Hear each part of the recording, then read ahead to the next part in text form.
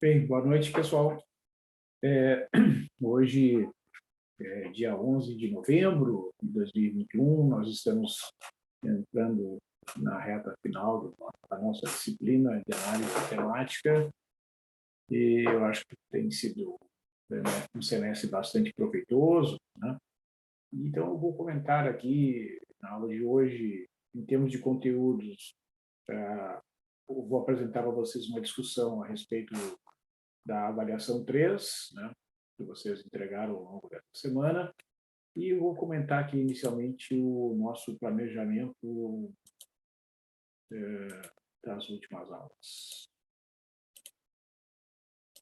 Então, nós estamos vendo aqui, né, hoje é dia 11, a gente vai fazer alguns exercícios sobre aplicações de derivadas. Nos dias 16 de novembro e 18 de novembro, na próxima semana, nós teremos aulas presenciais, né? Então, eu vou apresentar para vocês as últimas aplicações, o método de Newton, o desenvolvimento de Taylor de ordem N, né, que são aplicações que talvez alguns de vocês já conheçam, né? O método de Newton é um método de resolução de equações por aproximações sucessivas, né? E ele é uma aplicação de derivadas porque a fórmula que é utilizada para gerar essa sequência de aproximações sucessivas das raízes de uma determinada equação envolve o cálculo da derivada primeira de uma função em um determinado ponto. E essa fórmula é aplicada iterativamente, isto é, repetidas vezes. Significa que é uma mesma fórmula aplicada em uma sequência de pontos. Essa sequência de pontos gerada pela fórmula de Newton ou fórmula de Newton-Raphson será uma sequência que, sob certas condições, vai convergir para a raiz de uma determinada função. Essa é uma aplicação bastante importante da derivada primeira no cálculo de raiz. O método de Newton é um método bastante competitivo, visto que a sequência, em geral, converge rapidamente para as raízes de uma determinada função. Na verdade, eu estou falando no plural, né? Mas cada raiz, se uma função tem duas ou mais raízes, a gente tem que calcular cada uma delas separadamente. Então, a gente vai ter essas aulas nos dias 16 e 18. No dia 23 será realizada a atividade A4. No dia 25 eu vou dar um retorno para vocês da atividade A4. E no dia 30 fazer um apanhado geral, né, de todas as avaliações que foram realizadas ao longo do semestre, lembrando que nós temos essa fórmula para o cálculo do grau G1, né, onde o grau G1 é a média da soma das três maiores notas de avaliações divididas por 3. Então, das 4 avaliações realizadas, vocês vão poder calcular o grau G1 usando essa fórmula, considerando as 3 maiores notas, fazendo a soma e dividindo por 3. Então, se vocês tiverem o grau G1 maior ou igual a 7, vocês estarão aprovados. A frequência não está sendo cobrada esse semestre em função da situação extraordinária da pandemia da Covid-19. Então, no dia 2, né, eu vou ainda comentar a preparação para o G2, que vai estar disponível no dia 7, né, na eventualidade de algum de vocês tiver a necessidade de fazer o G2. Então, vocês já têm 3 notas publicadas, né? Vocês, pela regra ali, então, a soma das 3 notas dividida por 3 para dar o grau G1 maior ou igual a 7, significa que a soma das 3 maiores notas, das 4 avaliações realizadas, deverá ser maior ou igual a 21. Então, quem já tem, né, pelo menos 21 pontos na soma das 3 notas anteriores, já tem grau suficiente para a aprovação do G1. Né? Então, pode ficar mais tranquilo nesse sentido. Então, eu vou apresentar para vocês aqui uma apresentação, vou fazer para vocês aqui uma apresentação detalhada, né, do desenvolvimento das questões da avaliação 3, né, porque hoje eu dei um retorno para vocês, né, dessa atividade de avaliação e agora vou apresentar de modo mais detalhado, porque ali no próprio Moodle ou no e-mail a gente não tem os recursos para escrever fórmulas matemáticas, né? Então, de qualquer maneira, se persistir alguma dúvida a respeito da avaliação, tá, fique à vontade para entrar em contato comigo, né? A gente pode combinar até um horário para esclarecer melhor essas questões, essas dúvidas referentes à avaliação. Então, na primeira questão da avaliação 3, é dada a função e na 4x e pede para determinar a equação da reta tangente a esta função no ponto A igual a zero e usar esta equação para obter uma aproximação da função e elevada na 0,2. Né? Então, a reta tangente é dada por esta equação que nós estamos vendo em tela, y igual a f de a mais f' de a vezes x menos a. Né? Esta equação vai ser a equação da reta tangente à curva no ponto de abscissa x igual a a e ordenada a f de a. Então, nós temos que a função e na 4x, f de 0 é e na 4 vezes 0, ou seja, e na 0, que é 1. E a derivada é 4 vezes e na 4x, pela aplicação da regra da cadeia, portanto, a derivada calculada no ponto 0 é 4 vezes e na 4 vezes 0, 4 vezes 1, que é 4. Então, a equação da reta tangente é y igual a f de 0, mais a derivada calculada em 0 vezes x menos 0. Substituindo esses valores acima ali calculados, nós vamos obter que a equação da reta t é 1 mais 4x. Então, esta equação representa a reta que tangencia o gráfico da função e na 4x no ponto de abscissa x igual a 0. A gente está vendo aqui graficamente a representação.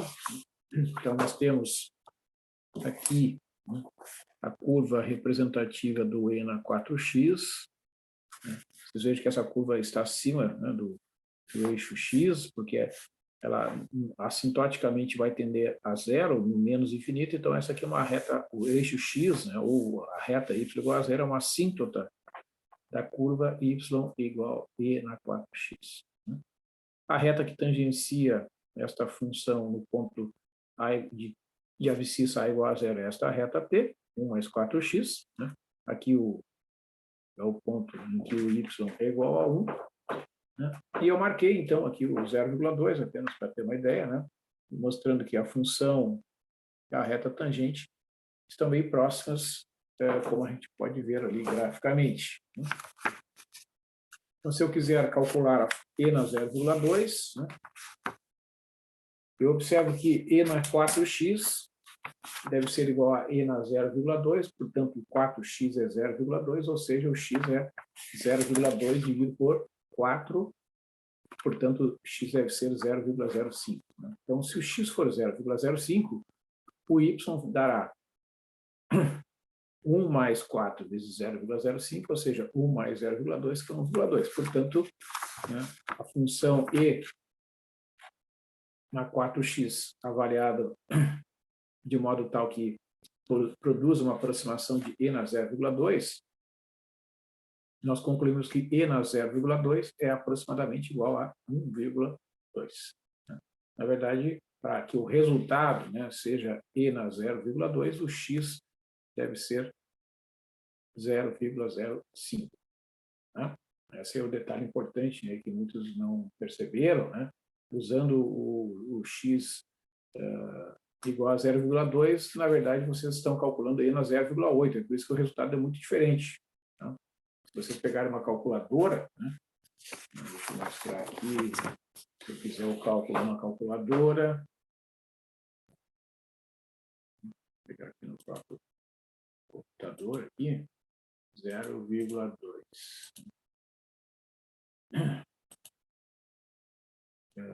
Se eu calcular a exponencial, dá 1,22, né, na calculadora.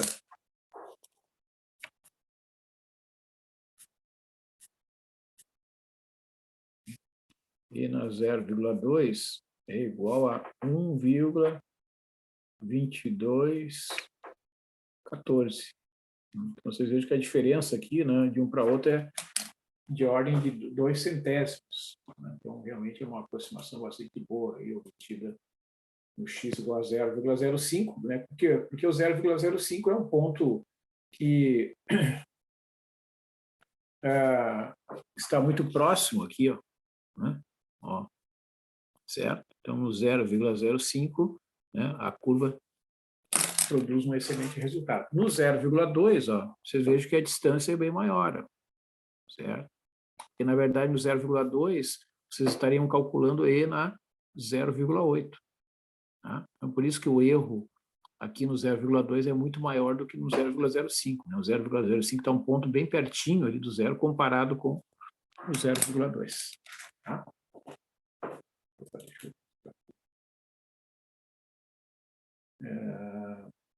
Então, beleza.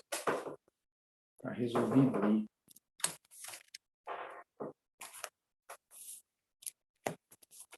A questão 2, né, é uma questão, então, que eu solicitei a utilização de resultados vistos no curso, mas que não poderia ser usada a regra de L'Hopital, né, para a dedução desse resultado, a demonstração desse resultado que nós estamos vendo em tela. Então, queremos calcular o limite de 1 menos cosseno de x sobre x ao quadrado quando x tende a zero. Então, fica o limite, quando x tende a zero, de 1 menos cosseno de x sobre x ao quadrado. Então, o que eu vou fazer? Eu vou multiplicar por 1 mais cosseno de x e vou dividir por 1 mais cosseno de x, né? Com o objetivo de usar uma identidade trigonométrica e um limite fundamental do cálculo. Então, eu terei no numerador o produto 1 menos cosseno de x pelo fator 1 mais cosseno de x, que resulta 1 menos cosseno de x elevado ao quadrado. E no denominador, x ao quadrado, que multiplica 1 mais cosseno de x, que eu vou deixar simplesmente indicado esse produto aqui. Então, usando uma identidade fundamental da trigonometria, né, que é seno ao quadrado de x mais cosseno de x igual a 1, nós sabemos que 1 menos cosseno ao quadrado de x é igual a seno ao quadrado de x. Então, eu posso substituir este numerador aqui, que é 1 menos cosseno ao quadrado de x, por seno ao quadrado de x. Então, eu rearranjei, né? Fica seno ao quadrado de x sobre x ao quadrado, vezes 1 sobre 1 mais cosseno de x, e eu vou calcular o limite desses fatores quando o x tende a zero. Então, pelas propriedades operatórias dos limites, né, eu posso escrever aqui, esse limite é igual ao limite de seno de x sobre x, quando x tende a zero, elevado ao quadrado, vezes o limite de 1 sobre 1 mais cosseno de x, quando x tende a zero, porque esses dois fatores aqui possuem limites quando calculados separadamente. Este limite, nós demonstramos que é um limite fundamental do cálculo, que vale 1, né?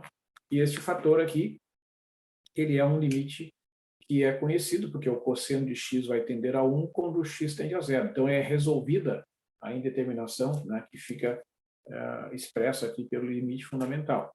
Este fator aqui vai tender a 1, este fator vai tender a 1, esse fator vai tender a 1. Então, esse quociente aqui vai tender a 1 sobre 1 mais 1, que é 1 meio, vezes 1 ao quadrado, que vai dar 1 meio. A conclusão é que o limite de 1 menos cosseno de x sobre x ao quadrado, quando x tende a zero, é igual a 1 meio. Então, assim, alguns de vocês, né, usaram identidades que não procediam, né, fizeram algumas operações inválidas. Tá? Então, o que eu chamo a atenção aqui, pessoal, é que quando for usar o artifício usado aqui de multiplicar por um certo fator, né, para tirar proveito e usar uma identidade trigonométrica, ao multiplicar aqui o numerador, tem que multiplicar o denominador também, né, porque senão vocês estarão alterando a função definida previamente. Tá? Então, com isso, chama atenção aí, né? Até foi o motivo de algumas mensagens que eu mandei para vocês. Alguns de vocês fizeram em grupos, outros fizeram individualmente, tá? E eu mandei a mensagem para todos com o objetivo, né, de esclarecer para vocês, né, o que aconteceu. Tá? Fiz uma mensagem questão por questão, com as limitações ali do Google, né? Mas vocês tendo necessidade de um esclarecimento mais detalhado, eu fico à disposição. Não tem nenhum problema de esclarecer isso na próxima semana, é bem tranquilo. A questão 3, então, é uma questão que pede para calcular o limite de x mais seno de x dividido por e na x vezes seno de x, quando x tende a zero. Então, a gente tem aqui uma indeterminação da forma zero sobre zero, como no caso anterior, né? Porque quando x tende a zero, este fator x tende a zero, seno de x tende a zero, então o numerador tende a zero. E e na x é seno de x, e na zero tende a 1, então fica 1 vezes zero que tende a zero. Então, os dois fatores tendem a zero, né? Nós temos uma indeterminação da forma zero sobre zero, que está escrito ali, calculando-se os limites do numerador e do denominador separadamente. Né? Então, pela regra L'Hopital, que é uma das regras que eu posso usar, né? Eu tenho que o limite de x mais seno de x dividido por e na x vezes seno de x, quando x tende a zero, é igual ao limite da derivada do numerador, que é 1 mais cosseno de x, dividido pela derivada do denominador, que é e na x vezes seno de x mais cosseno de x, quando x tende a zero. Agora está resolvido o problema, porque agora, quando o x tende a zero, o numerador vai tender a 1 mais cosseno de zero, que é 1 mais 1, que é 2. O denominador, e na zero tende a 1, e na x tende a 1, quando x tende a zero, melhor dizendo. Aqui o seno vai tender a zero e o cosseno vai tender a 1. Então vai ficar 1 vezes 0 mais 1. 1 mais 1, que é 2, dividido por 1, que é igual a 2. Então, com isso, a gente conclui que o limite do quociente x mais seno de x sobre e na x vezes seno de x, quando x tende a zero, é igual a 2.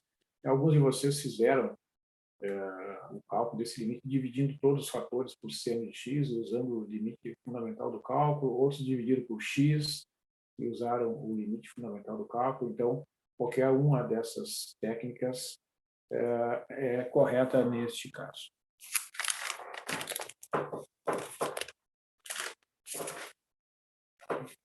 A questão 4 é uma questão, então, que eu havia apresentado, né, a discussão a respeito das propriedades da função logaritmo, definida como uma integral definida. O logaritmo de x é a integral de 1 até x de dt sobre t, se o x for um número positivo. Então, o que está sendo dito aqui, né, é que a definição de logaritmo, a definição de logaritmo é uma integral, né, no caso aqui eu vou representar a curva 1 sobre t, né, e se eu considerar aqui um x maior que 1, né, então esta integral aqui representa a área desta região achurada, né, entre os segmentos t igual a 1 e t igual a x, certo? Acima do eixo t e abaixo da curva 1 sobre t. Né? Então, este é o logaritmo de x, é a integral de 1 até x de dt sobre t. Né? Que quando x é maior que 1, como vocês estão vendo aí, essa área evidentemente é positiva, né? Então, se o x for maior que 1, evidentemente que o logaritmo de x será um número estritamente positivo. Se o x for exatamente igual a 1, a integral vai ficar a integral de 1 até 1, que vai dar zero. Por isso que o logaritmo de 1 é igual a zero, como consequência dessa definição. Então, o que eu estou chamando a atenção aqui? Que a gente não, vocês não deveriam, né, ter seguido essa definição. Né? Não se pode considerar aqui uma definição diferente para resolver essa questão. Né? Não se pode recorrer a livros de ensino médio. Tá? Aqui eu estou usando como definição de logaritmo o valor desta integral e quero deduzir as propriedades a partir dessa definição. Então, a primeira questão, né, o primeiro item era demonstrar que se o x é um número entre 0 e 1, então o logaritmo será um número negativo, né?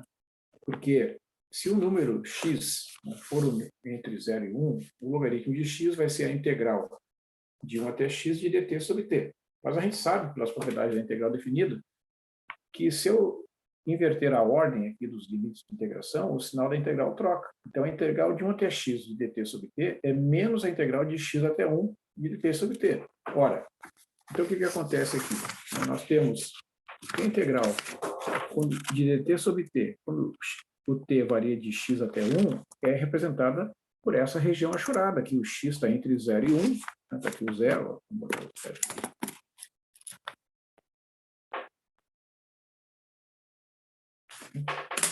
Você veja que a variável independente aqui é o t, né? Está aqui o x entre 0 e 1. Essa integral de x até 1 de dt sobre t é positiva, porque a função y igual a 1 sobre t ela é positiva nesse intervalo. Então, esta área aqui obrigatoriamente será positivo.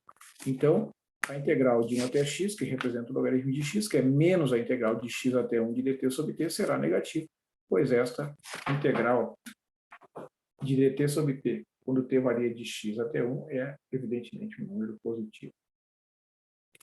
Então, com isso, demonstra a primeira propriedade. A segunda propriedade a ser demonstrada é que o logaritmo de x vezes y é igual ao logaritmo de x mais o logaritmo de y se o x e o y forem ambos positivos, né? Então, a gente usa a definição que o logaritmo de xy é igual à integral de 1 até xy de dt sobre t.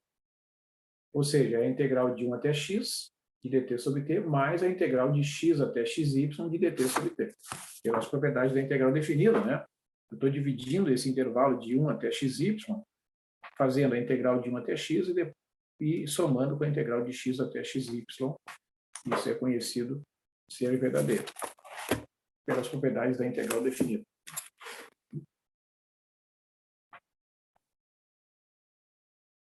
Bom, então, o que eu tenho?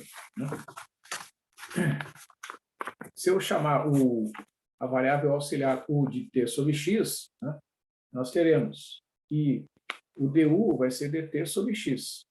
Tá? E quando t for igual a x, o u vai ser x sobre x, que é 1. Né? E quando t for igual a xy, que é a extremidade superior lá da segunda integral, né, o u vai ser xy dividido por x, que é igual a y. Né? Então, nós teremos que a integral, que é essa integral aqui, de x até xy de dt sobre t, é a integral de 1 até y de dt sobre x, dividido por t sobre x. Simplificando o x que aparece aqui no denominador, nós teremos a integral de 1 até y de dt sobre t, que nada mais é que o logaritmo de y. Portanto, né, a integral, que é o logaritmo de xy, que é a integral de 1 até xy, é a soma da integral de 1 até x de dt sobre t, que é essa primeira integral aqui, né, mais a integral de 1 até y de dt sobre t, porque essa integral aqui é igual à segunda integral que apareceu lá no desenvolvimento da primeira integral. Então, isso aqui é o logaritmo de x mais o logaritmo de y, o que prova a propriedade solicitada ali no item B. Né? Alguns tentaram provar pela derivada, poderia ser feito, tá? Não tem nenhum problema, né? De usar o fato de que quando duas funções têm as derivadas iguais, né? Então elas diferem por uma constante. Né? Então observem que, por exemplo, se eu considerar a função f de x igual ao logaritmo de x, né? A derivada da f de x é 1 sobre x. Né? Se eu considerar essa função aqui, ó,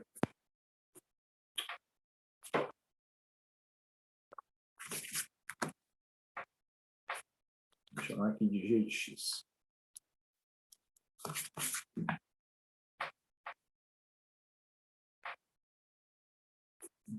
A derivada de g em relação a x vai ser 1 sobre xy, vezes a derivada desse fator aqui em relação a x, que vai dar y. Ou seja, é 1 sobre x, que é igual à derivada da f em relação a x. Então, ó, a f de x e a g de x diferem por uma constante.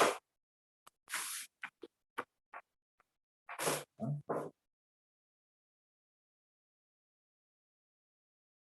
Certo? Ou, aí eu posso ajeitar aqui, eu posso escrever assim também. Né? Eu posso escolher qual é a igualdade que eu vou trabalhar. Né? G de x igual a f de x. Então, ou seja, o logaritmo de xy, que é a g de x, é o logaritmo de x mais uma constante. Certo? Se eu escolher o x igual a 1, né, eu terei que o logaritmo de y é igual ao logaritmo de 1 mais uma constante. Como o logaritmo de 1 é 0, eu concluo que o c é o logaritmo de y. Né? Portanto, isso aqui é o logaritmo de x mais o logaritmo de y. Então, seria também uma forma, né, de demonstrar essa propriedade. A propriedade do item C é que o logaritmo do quociente x sobre y é igual ao logaritmo de x menos o logaritmo de y, se o x é positivo e o y é positivo. Né? Isso é uma propriedade conhecida do logaritmo. E, então, eu posso trabalhar imaginando que o x sobre y é igual a m. Então, m vezes y é igual a x. Então, nós sabemos que o logaritmo de x será o logaritmo de m vezes y. E pela propriedade demonstrada no item B, é o logaritmo de m mais o logaritmo de y. Porque esse m aqui também será positivo, porque uma vez que o x é positivo e o y é positivo, o m também é positivo. Então, nós temos que o logaritmo de m será logaritmo de x menos logaritmo de y, resolvendo essa equação aqui para constante m. Mas o m é exatamente o logaritmo, é exatamente x sobre y. Portanto, nós temos que o logaritmo de x sobre y é igual ao logaritmo de x menos o logaritmo de y, né, como foi solicitado ali no enunciado do item C. E, portanto, resta demonstrar que no item D, que a função é crescente em todo o seu domínio. Né? Então, o logaritmo de x é a integral de 1 até x, né, de dt sobre t.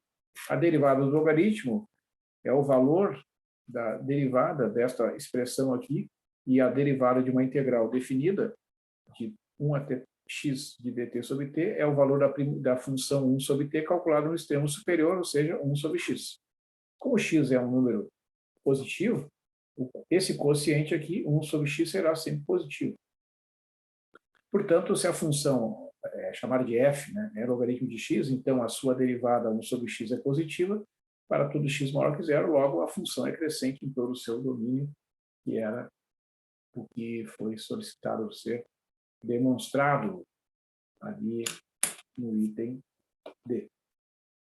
Tá? Então, realmente, isso comprova a demonstração desta propriedade.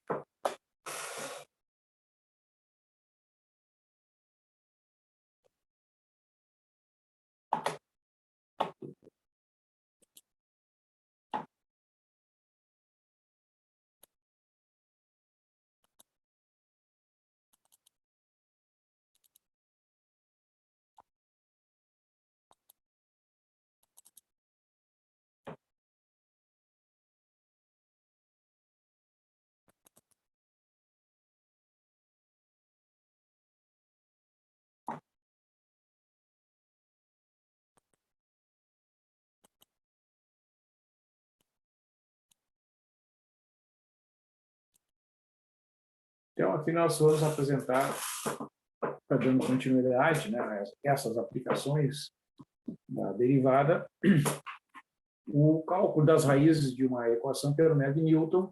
Então, dado uma função f, né, de intervalo i em r de classe C1, isto é, uma função que tem a derivada primeira contínua, em que essa derivada seja diferente de zero em todos os pontos do intervalo i, a gente toma um valor inicial x0 pertencente a i e define-se a sequência de aproximações sucessivas.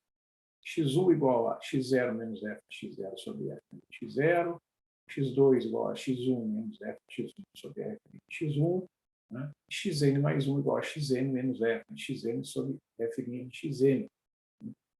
Então, qual é o objetivo deste procedimento? É calcular, né, uma raiz de uma função como nós estamos vendo aqui. Ó. Aqui nós estamos vendo uma função y igual a f de x, deixa eu aumentar para melhor. Esse gráfico, essa curva aí representa a função y igual a f de x, está aqui o eixo x, e aqui está marcado com essa bolinha vermelha, né, o ponto que a gente chama de raiz da função, ou um zero da função f, que é um ponto em que a curva intercepta o eixo x, isto é um ponto em que a função vale zero. Né? O valor de x correspondente a este ponto é chamado de raiz ou zero da função f. Então, como a gente está vendo ali, ó, aqui o x0, né? Então, o x1, dado pela fórmula x1 igual a x0 menos f de x0 sobre a derivada primeira da f, calculada no ponto x0, será o ponto representado aqui, ó, como, da seguinte forma. Vai com a linha pontilhada até lá, um ponto correspondente ao valor da função, né? Então, é o ponto lá que pertence ao gráfico. Então, neste ponto aqui, o x vale x0 e o y vale f de x0. Tá?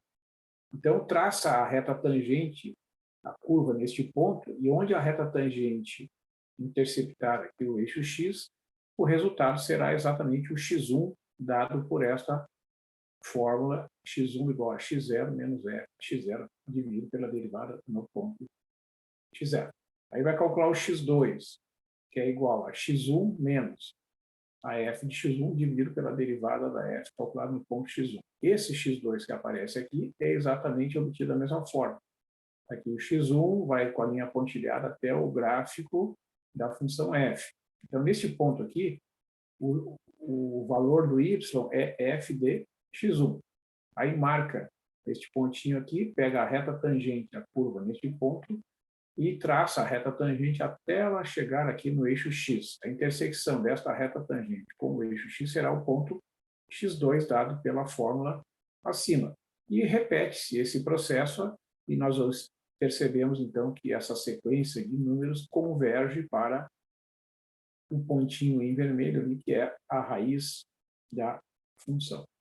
Então, se a gente utilizar esta fórmula uma quantidade suficiente de vezes, né, nós vamos obter uma aproximação bastante boa da raiz. Né? Então, se essa sequência for realmente convergente, o limite A será uma raiz da equação fx igual a zero, pois fazendo o limite desta expressão, quando o n vai para mais infinito, dos dois lados aqui, ó, se esse limite existir, será um ponto A menos f de A sobre a f de A. Portanto, a f de A, resolvendo essa equação aqui, será igual a zero. Então, se essa sequência gerada, se essa sequência gerada por essa fórmula realmente for uma sequência convergente, o limite dessa sequência será necessariamente um ponto em que a função vale zero.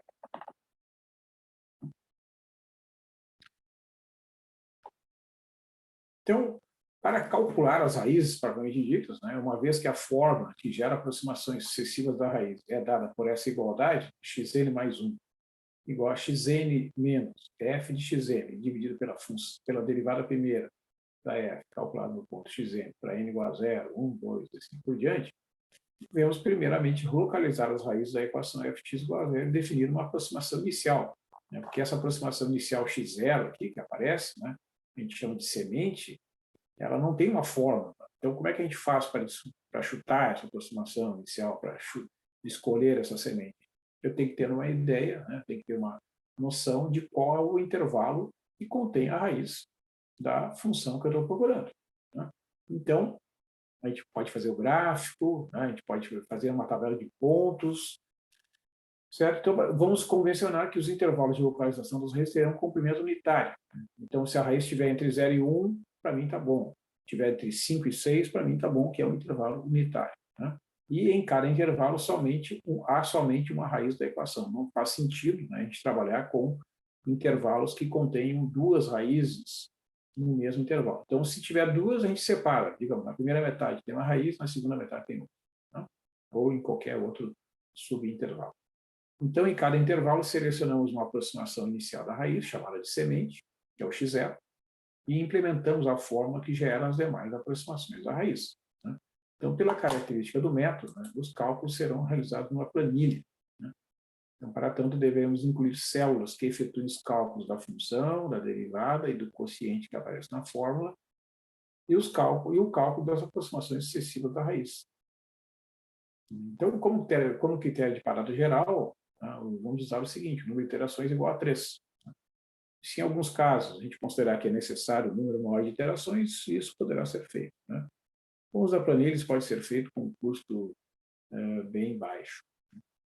Além disso, vamos convencionar os cálculos realizados por 10 casos decimais, né, para padronizar a representação das aproximações, o que na maior parte dos casos resolve de modo satisfatório as equações. Né? A gente não precisa trabalhar com um número mais elevado de casos decimais, isso não vai trazer um ganho significativo. Tá? Então, é importante observar aqui, tá, nesses comentários que eu estou fazendo, que a gente está considerando, tá, considerando a utilização de planilhas como o Excel, por exemplo, para efetuar os cálculos sucessivos. Tá? Então, isso é bastante interessante, porque torna, né, o cálculo repetitivo um cálculo bastante simples. Tá? A gente usa a planilha, vai fazendo os cálculos. Né? A planilha ela é bastante adequada, né, para a gente fazer cálculos que se repetem e, com isso, a gente, inclusive consegue observar, né, a convergência para as raízes da função, porque numa raiz, né, a função é igual a zero. Então, quando a sequência está convergindo para a raiz, a gente vai observar que os valores da função correspondentes aos pontos da sequência vão se aproximar de zero cada vez que vai aumentando o valor do n.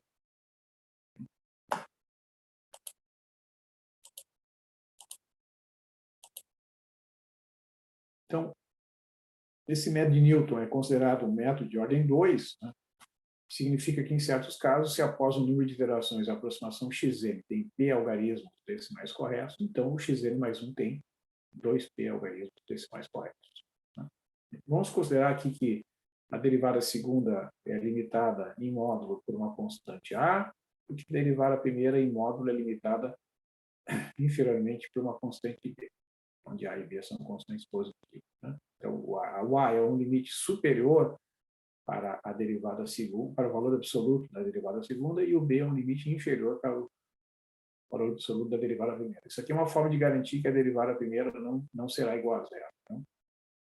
Então, a gente pode ver esse resultado fazendo o desenvolvimento de Taylor nessa igualdade aqui. Ó. F de A igual a zero, f de xn mais a derivada calculada no ponto xn vezes A menos xn, mais a derivada segunda calculada no ponto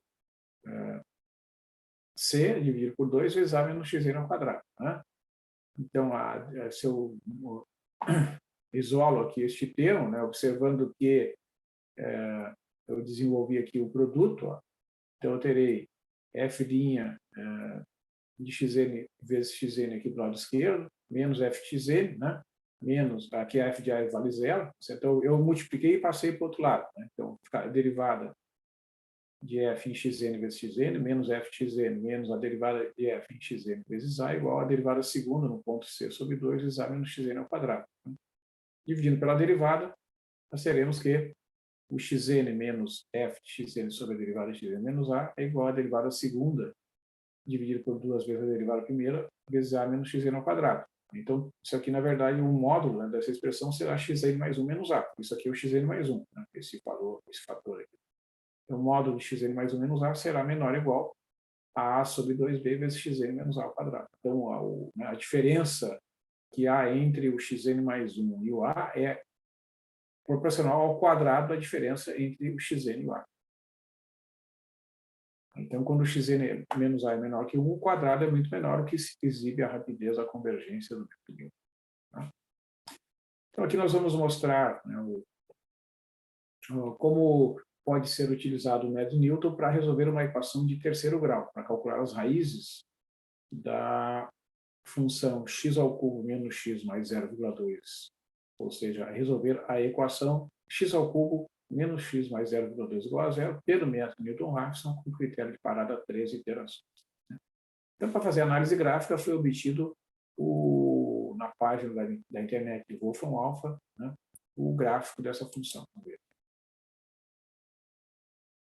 Então, eu fiz aqui plot de x ao cubo menos x mais 0,2. É 0,2, tá? O x vamos botar aqui de menos 3 até 3.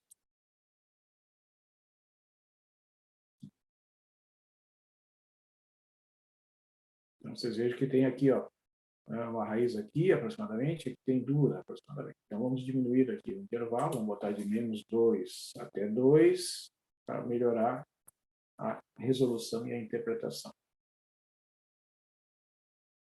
Então, aqui fica mais claro, tem uma raiz entre menos 2 e menos 1, tem uma raiz bem pertinho do menos 1. torno de menos 1,2. Entre 0 e 0,5 tem uma raiz aqui, ó, mais ou menos 0,3, né? E tem uma raiz aqui que é aproximadamente 0,9. Então, como se trata de uma função de terceiro grau, né, um polinômio de terceiro grau, x ao cubo menos x mais 0,2. Nós sabemos que tem exatamente 3 raízes, contando-se as raízes reais e complexas. Essas 3 raízes reais são o total de raízes que nós podemos calcular. Então, a gente vai calcular cada uma delas. Então,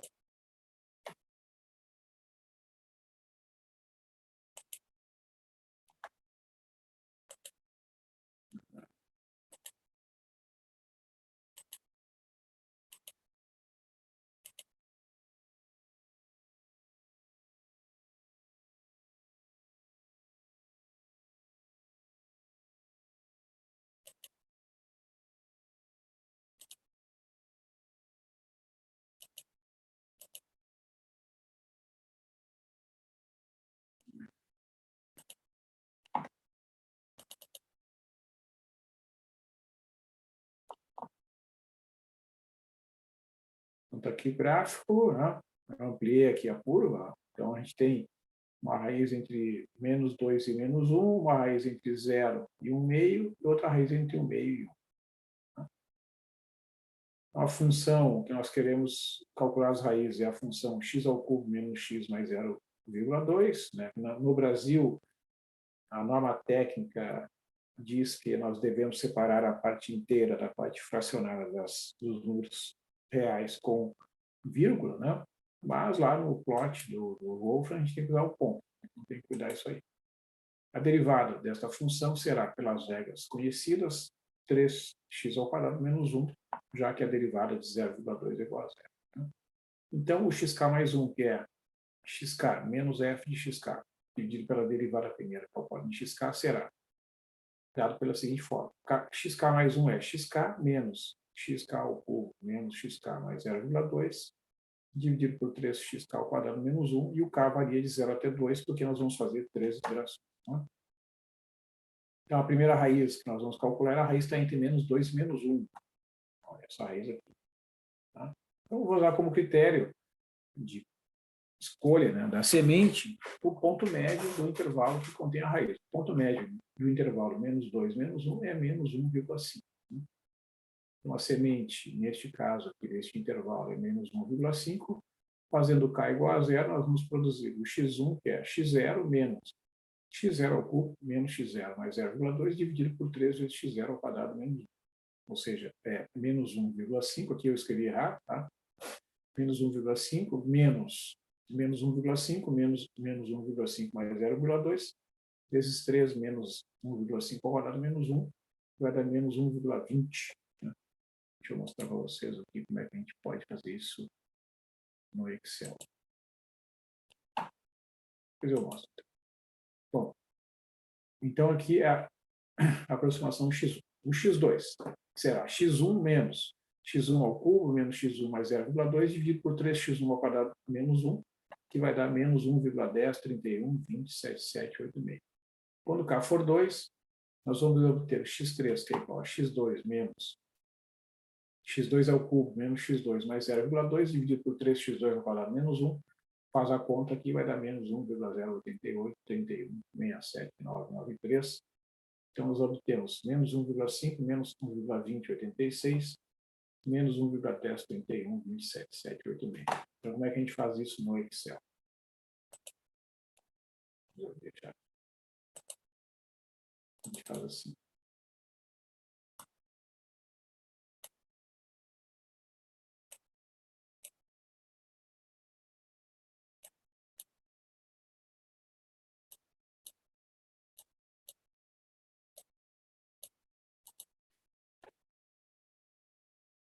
Então, aqui primeiro eu vou mesclar as células.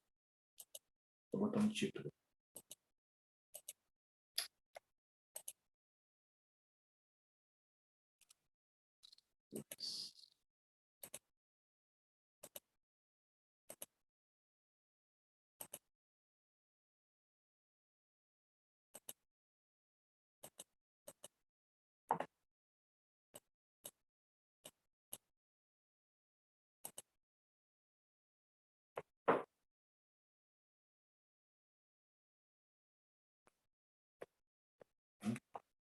a função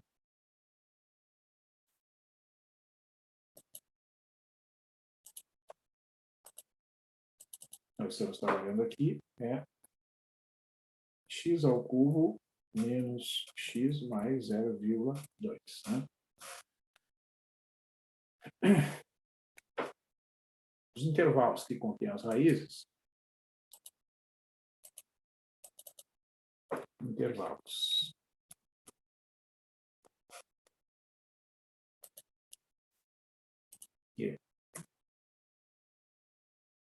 que contêm as raízes são os seguintes, né? Menos 2, menos 1, né?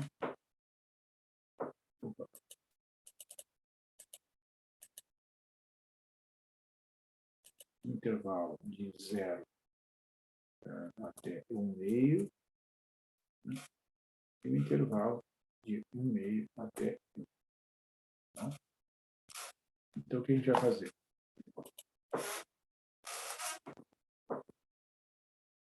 Vou botar aqui fórmula.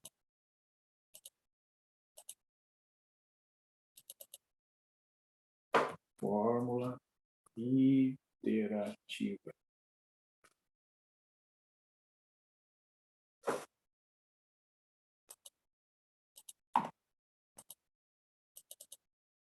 X underline K mais 1 igual a X underline K menos F de X underline K dividido por F' de X underline K. Então, o que nós temos?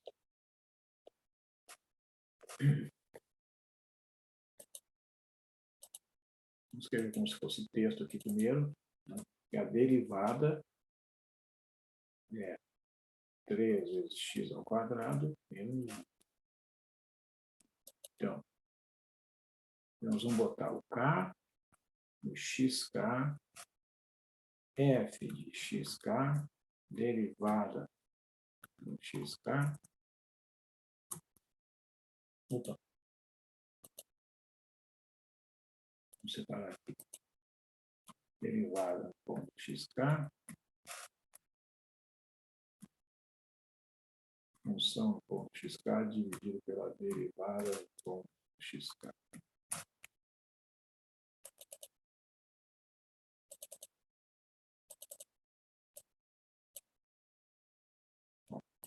Aqui nós vamos botar 0, que é igual a célula anterior, mais 1. Eu atualizo aqui. Tá? Vamos centralizar tudo aqui. Fica mais bonito. Aqui nós vamos botar a semente, menos 1,5. Como é que eu calculo a função? Boto sinal de igual, a célula que contém x elevado ao cubo, menos a célula que contém o x,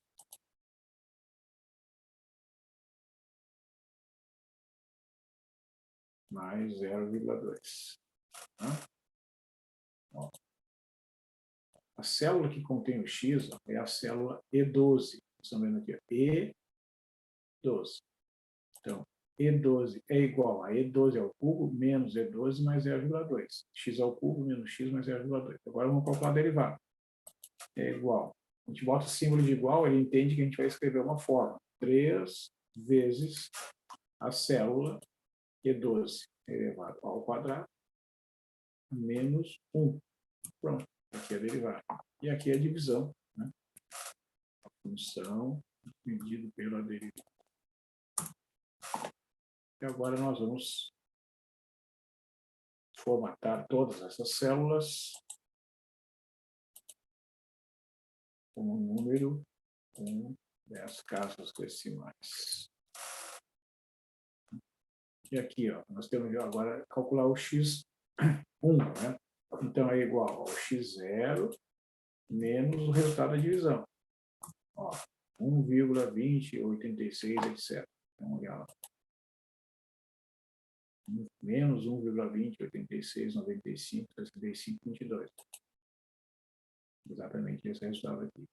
Aí, colocamos aqui, atualizamos a derivada e atualizamos o quociente, né? Então, vejam, a função que era menos 1,675 já é menos 0,35, é um valor bem mais próximo de zero. A derivada era 5,7, passou a 3,38 e o quociente deu menos 0,1. Então, só atualizamos aqui. Atualizamos aqui, a próxima aproximação é menos 1,1 e menos 0,039, e aqui a derivada é... Então, veja, se eu usar como critério de parada, fazer, né, as três iterações, está ali, x0, x1, x2. Né? Mas eu posso utilizar aqui, né, já que eu tenho essa facilidade, eu vou lá e atualizo até... Então, x2 passa para x3, que é menos 1,088. Vejo que a função aqui é praticamente zero, é menos 0,0007. Calculo a derivada, divido e calculo x4, que é menos 1,088, 0,34. A função ali, ó, é o 2 lá o 2 na sétima casa decimal. Calcula a derivada, divide, calcula o x5 e a função aqui já dá zero. Então, realmente, essa sequência calculada aqui é uma sequência que converge para a raiz. Né? Então, representa, vou botar aqui um comentário, representa a raiz da função que está no intervalo menos 2,1.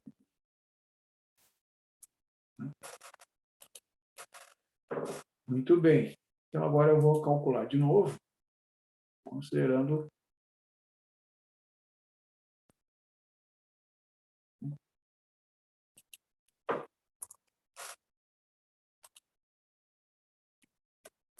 eu vou calcular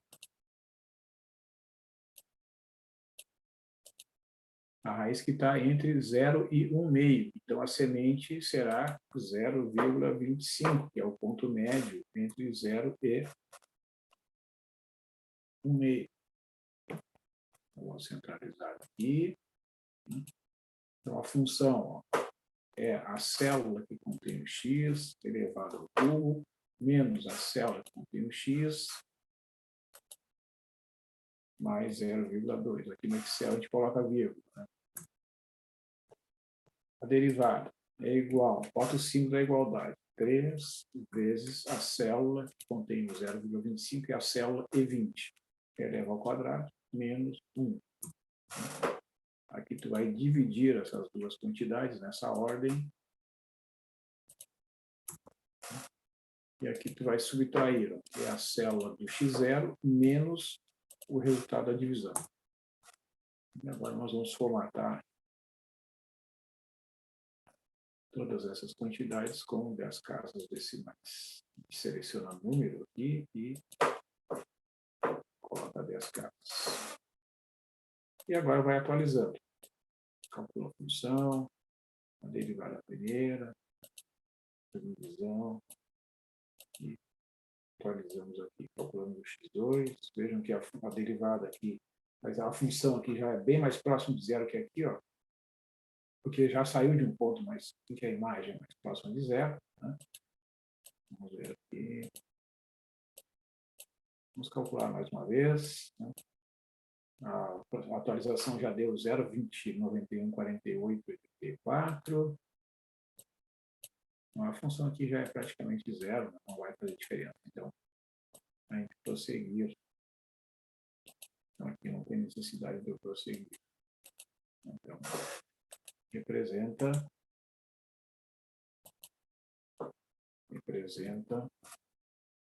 a raiz da função que está no intervalo 0,1,5. E, finalmente, então, para calcular a raiz que está entre 1/2 e 1, a gente vai copiar aqui, ó.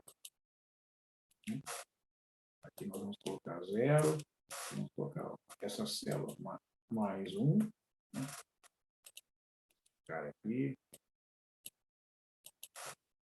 centralizar todas as células. Vai bonito.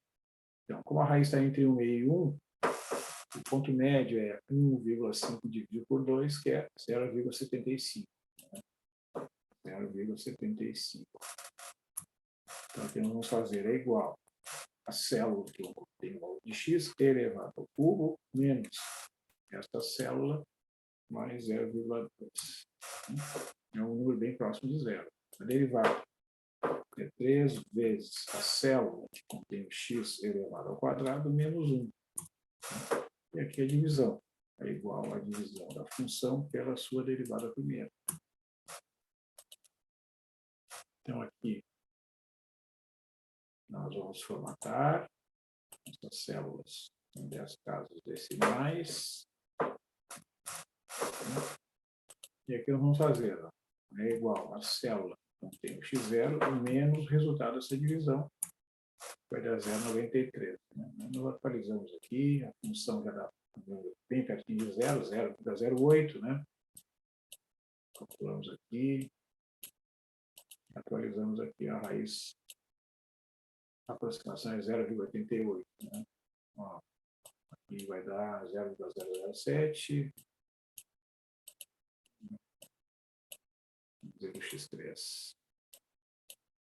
Ó, está oscilando um pouquinho, né? Já está começando a convergir. Vamos atualizar aqui. O x4. O x4 já tem uma repetição bem grande em relação ao x3, né? Vários dígitos após a vírgula são repetidos. Ó, a função dá praticamente zero. Né? Vou repetir que na próxima iteração já vai dar zero. Aqui já dá uma repetição grande, vamos ver aqui. Ó, dá praticamente zero. Então já não vai fazer diferença. Né? Então esse valor aqui representa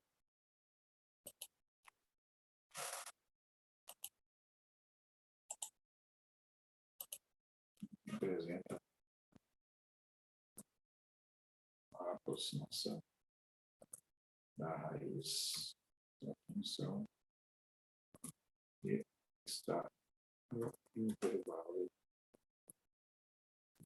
1/2.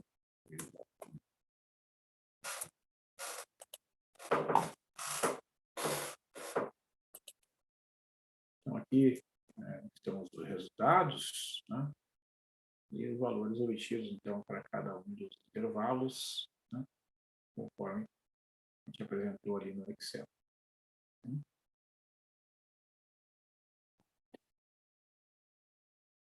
Então, essa é a vantagem, né, da planilha, que permite o cálculo bastante dinâmico usando o método de Newton-Raphson.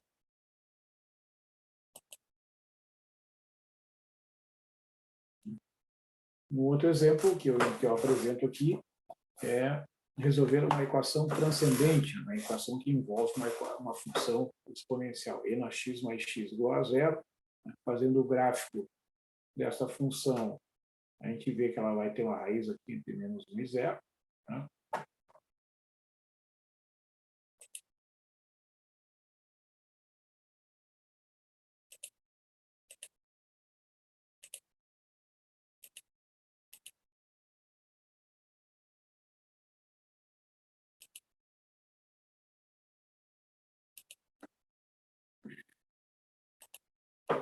Plot ESP de x mais x de menos 2 até 2. Né?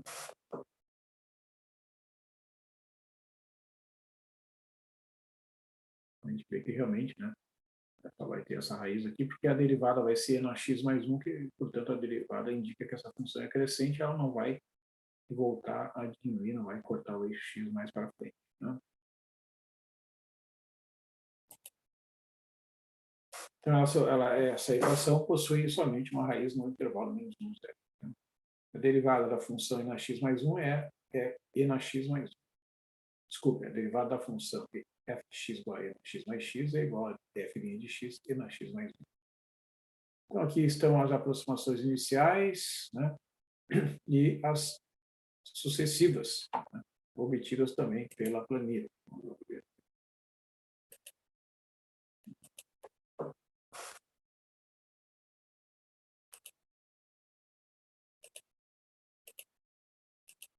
Então, f de x, né, é ESP de x mais x. Né? A derivada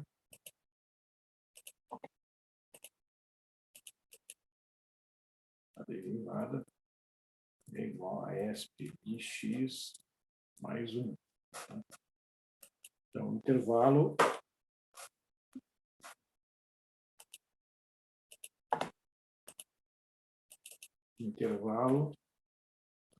que contém a raiz.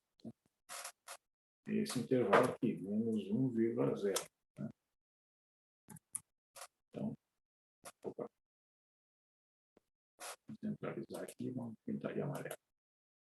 Então, a semente, como nesse caso só tem uma raiz, né? Só tem uma semente. A semente é o termo que a gente usa para aproximação inicial. Vai ser o valor médio, né? Ó, menos 1 mais 0 sobre 2. Né? Menos 0,5. Então, esse aqui é o x0. Então, as aproximações. Né? Aqui o K, o XK, F de XK, F' de XK e F de XK sobre derivada em XK.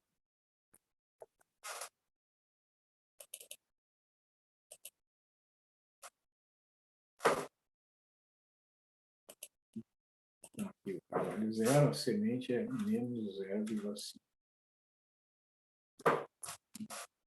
Vamos centralizar tudo isso aqui. Então, a função bota sinal de igual, né?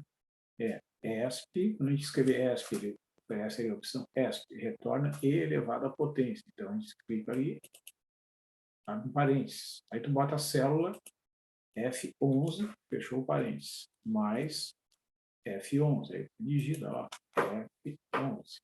Tá? Pronto. Derivada é igual a ESP da célula que contém o X, que é F11, fecha parênteses, mais 1. Pronto. E aqui tu divide, né? F sobre a derivada. Vamos fazer o seguinte, vou botar tudo das casas decimais.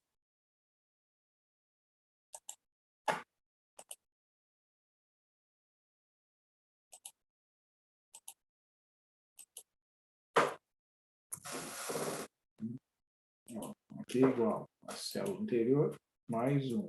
Né? Aqui é igual ao x0 menos essa divisão. Fx0 sobre a derivada em x0. Dá menos 0,56. Atualização da função só faz isso aqui. Aqui atualiza a derivada e aqui atualiza o quociente. Ou seja, quanto menor for esse quociente, menor vai ser a diferença do x1 para o x2. Vai dar uma diferença lá na quarta casa decimal, ou na quinta. Né? Ó. De menos 0,5663 passou para menos 0,5671, né? Porque subtraiu. 0,5663 passou para 0,5671. Ó. Aí a função, olha só, de 0,013 passou para 0,000001. Né? Então, esse 1 que tinha aqui na terceira casa passou para a sétima casa decimal. Então, o valor da função é bem mais próximo de 0, ou seja, esse aqui é um ponto bem mais próximo da raiz. Né? Aqui, o quociente, veja que o quociente é muito menor, agora vai haver uma alteração bem lá para frente. Então, é 0,56,714, 31,65, passou para menos 0,56, 71, 43, 29. A diferença lá na sétima casa. Vamos ver a função, já dá zero. Então, não vai fazer diferença. Não precisa mais atualizar aqui, porque aqui o quociente vai dar zero. Se a função é zero, então não precisa fazer. Então, representa a aproximação da raiz da função.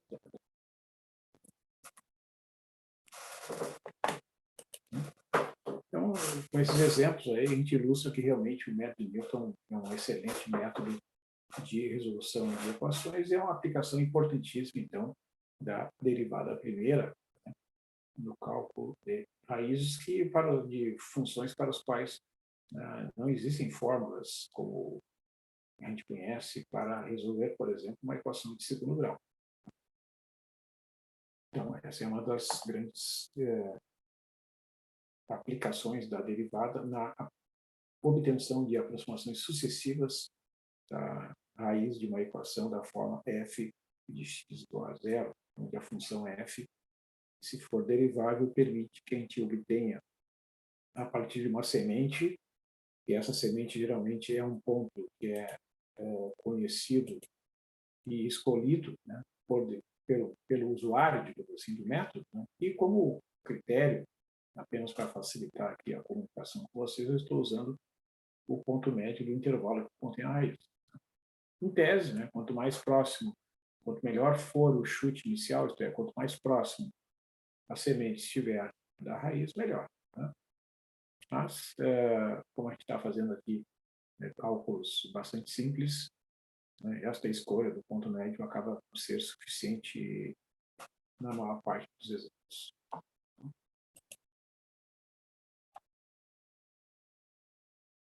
Então, como exercício, né, pede, que é do livro do Alan Wise Lima, do curso de análise, então pede para provar que 1,0754 é um valor aproximado, com 4 algarismos exatos, da raiz positiva da equação x na sexta mais 6x menos 8 igual a zero. Então, essa é a função, né? Vocês devem calcular a derivada. Primeiro, localizar onde é que está a raiz. Pode fazer o gráfico dessa função lá no site da Wolfram, por exemplo, x na sexta.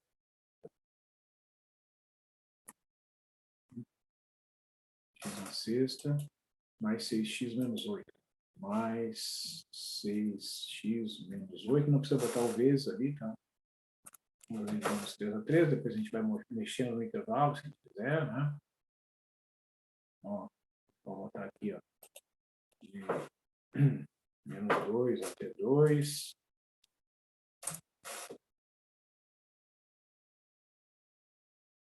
A gente vê aqui, ó, tem uma raiz aqui entre menos 2 e menos 1, e uma raiz bem pertinho de 1. Então, é essa raiz aqui, próxima de 1, né, que é a raiz que o autor pede para calcular. E se vocês quiserem calcular as duas, podem calcular as duas, mas uma delas é aproximadamente 1,0754 com 4 algarismos exatos. Então, vocês podem montar aí o desenvolvimento, né, do algoritmo baseado no método Newton-Raphson, certo? Para gerar as sucessivas aproximações das raízes desta função, né? Vocês podem calcular as duas raízes, não somente uma.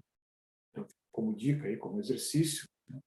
Vocês calcularem, aplicando a fórmula de Newton-Raphson, calcular as duas raízes desta função de sexto grau. Vocês vejam que isso é uma habilidade, uma facilidade impressionante, né? Proporcionada pela fórmula do método Newton-Raphson, porque calcular raízes, né, de funções de grau 6 não é tarefa fácil. Né?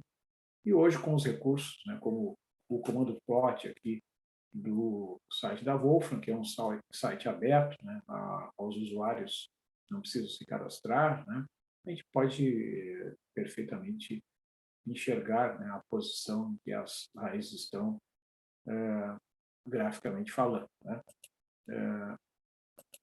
Uma outra questão, né, vocês podem também utilizar o GeoGebra, né? Eu sei que alguns de vocês são usuários, né? Usuários do GeoGebra.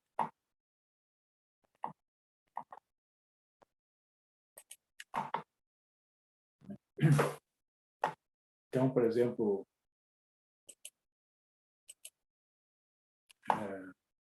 para fazer ali, né? Plot, a gente escreve, né? Y igual a x na sexta, mais 6x menos 8. Né? Opa. Mais 6x menos 8.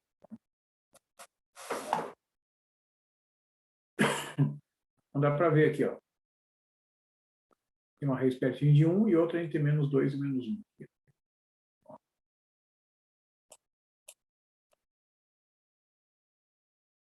Não dá para ver que é. Não vai ter outras raízes. Ela vem aqui assim, né? Dado mais infinito, faz a voltinha aqui e vai embora. Então, são as duas raízes aí dessa expressão.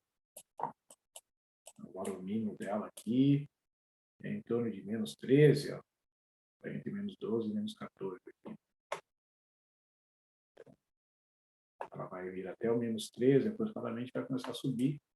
E pelo gráfico, então, essas são as únicas duas raízes reais dessa função de grau 6 que vocês estão vendo aí. Então, é um recurso também interessante, bastante fácil de ser usado, né?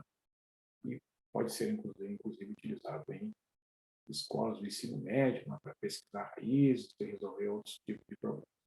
Então, também vocês podem usar sem nenhuma dificuldade, né? Vocês podem usar esse recurso como auxiliar, né? Com recurso computacional para fazer gráficos de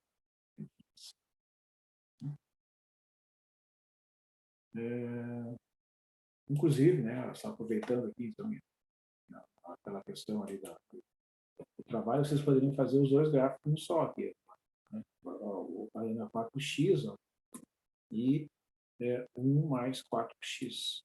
Entendeu?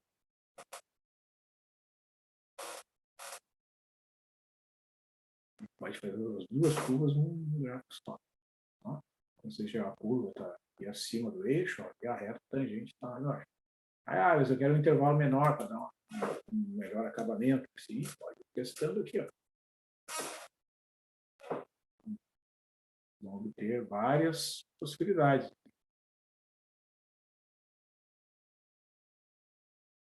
Botei dois sinais de luz. Ó, e o gráfico, ele representa a linha azul, ó, que é na 4x, e a reta 4x mais 1, que é o pink aqui. E aqui o ponto de tangência, né? 4x igual a 0. Ah, quero melhor, hein? Bota lá, menos 0,5 até 0,5. Aí o intervalo é uma escolha, né? Vocês podem testar, ó, muito bom também essa representação aqui com o volume de variação do x de menos 0,5 até 0,5. Então, vou encaminhar aqui para o encerramento dessa atividade, né? Agradecendo aí a atenção de todos, né? E desejando que vocês aproveitem bem aí as apresentações, né, desses gabaritos e também os últimos conteúdos na semana que vem. Então, vou utilizar lá a sala de aula para apresentar os últimos conteúdos.